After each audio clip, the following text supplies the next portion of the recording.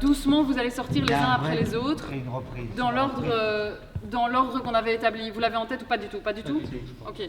Pendant tout ce temps-là, Madame de Roy était ici et Marc là. Voilà. Alors, ton rôle. Je suis l'avocate de la partie civile. Dans le texte, c'est marqué comme ça? Elle avait la vie en elle. Ça brûlait à l'intérieur. La musique à la fin devient, elle cut quoi, elle descend pas, elle fait pack. Ça parle de la question difficile des mesures pendant la pandémie. La Ligue des droits humains a été très présente sur la question de la légalité des mesures.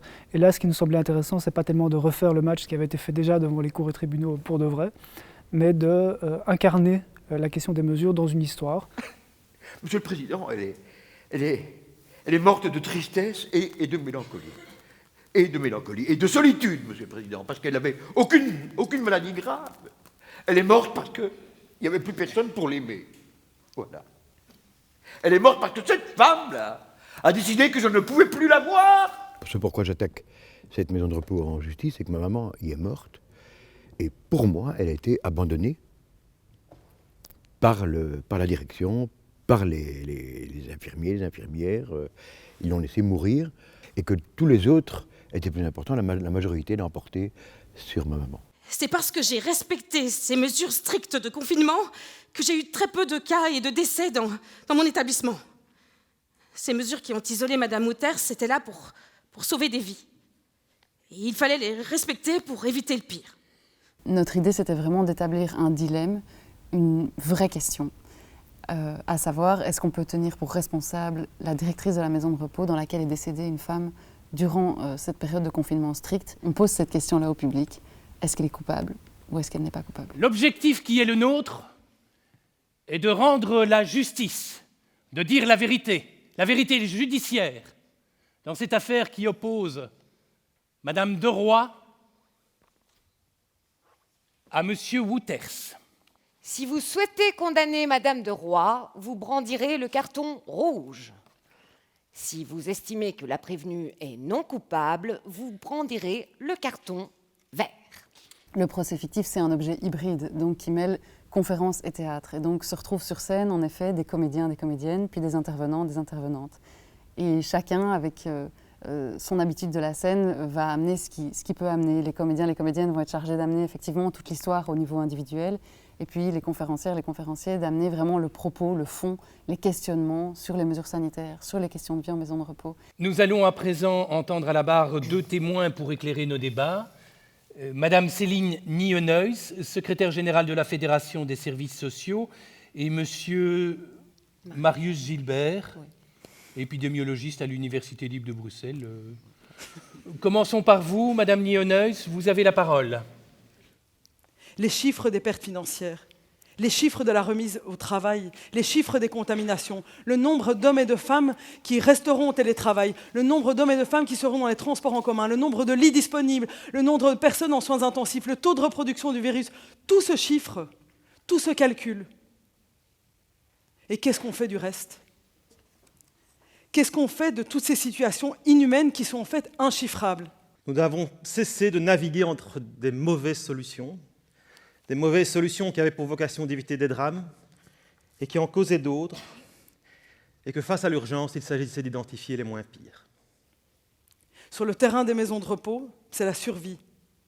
Les travailleurs dénoncent la désorientation de la santé physique et mentale des résidents, la réduction de leurs fonctions cognitives, la tristesse, la dépression, la peur, la colère aussi.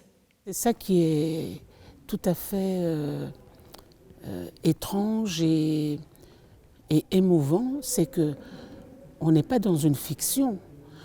Le spectacle est une fiction, mais qui parle de choses réelles et qui arrivent encore et qui sont arrivées en espérant que maintenant, on a une plus grande maîtrise du terrain. Je rentre dans la matière en disant que quelles que soient les mesures relatives au corona, celui qui pose un geste sur le terrain a le dernier mot.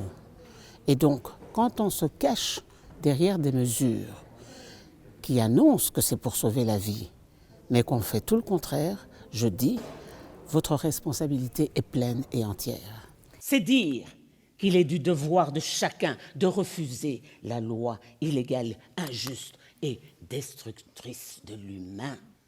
Être Antigone, qui brave la loi des crayons pour enterrer son frère.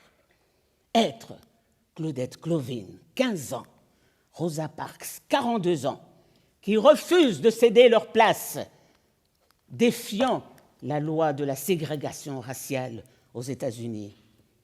Être Martin Luther King à leur suite, être Gandhi bravant l'impôt sur le sel.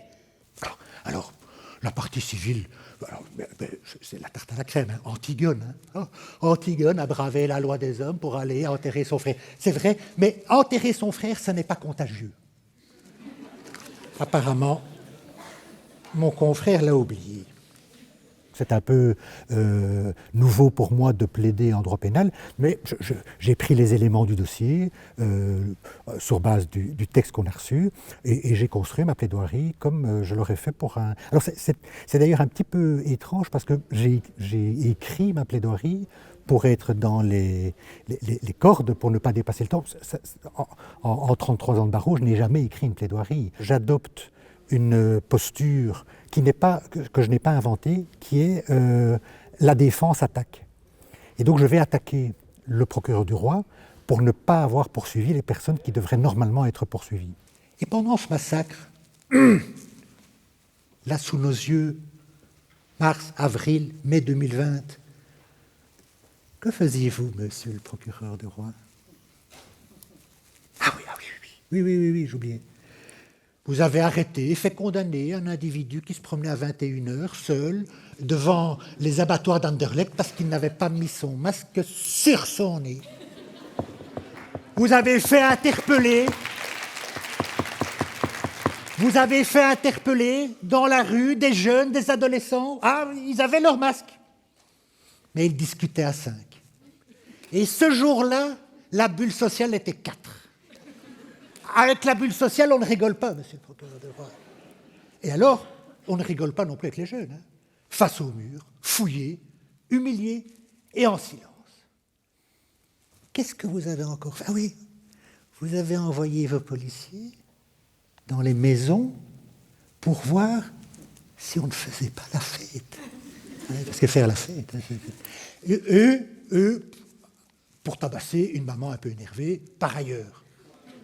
Cerise sur le gâteau, monsieur le procureur du roi, vous avez fait interdire un concert dans une église d'un guitariste qui jouait devant 15 personnes. Et les policiers sont arrivés et ont interrompu le concert, alors qu'au même moment, la loi autorisait une messe dans les mêmes conditions. Quand je dis la défense accuse, elle dit que ce n'est pas une directrice de Home qui devrait être au procès, mais les politiques. C'est ce que je crois profondément par ailleurs. Levez le bras, s'il vous plaît.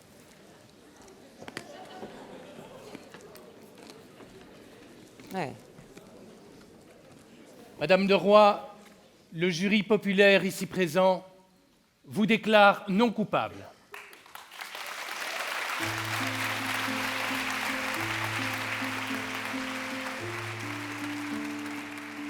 C'est clair qu'on a choisi de poser ce débat, ce procès au début du confinement, mais que les questions sont restées complètement actuelles, parce qu'on voit que la pandémie d'abord se prolonge, on n'en a pas tout à fait fini. Aujourd'hui, on introduit un Covid Safety Kit qui pose quand même question, non seulement pour son utilité réelle par rapport à d'autres mesures, mais aussi parce qu'il y a toute une série d'interrogations en matière de droits fondamentaux que ça pose, et surtout parce que notre société a été traversée là depuis plusieurs mois, de longs mois, par des questions fondamentales sur ce qu'on est prêt à accepter pour lutter contre une pandémie. Donc ces questions-là, elles ne vont pas disparaître.